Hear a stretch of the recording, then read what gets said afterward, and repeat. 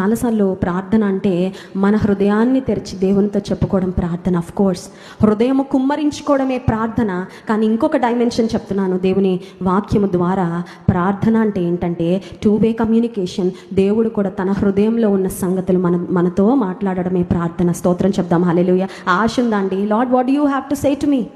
నువ్వేం మాట్లాడతావయ్యా? మాట్లాడు. నువ్వేం చెప్పాలనుకుంటున్నావు నాతో చెప్పు. అసలు నా గురించి నువ్వేమనుకుంటున్నావయ్యా?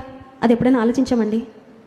చాలాసార్లు నా భర్త ఏమనుకుంటున్నారు నా గురించి, పక్కింటి వాళ్ళు ఏమనుకుంటున్నారు, మా బాస్ ఏమనుకుంటున్నారు మా గురించి, బయట టాక్ ఎలా ఉంది మా గురించి, దాని గురించి ఎక్కువ ఫోకస్ చాలామందికి. దానికోసమే బతికేస్తారు జీవితం అంతా.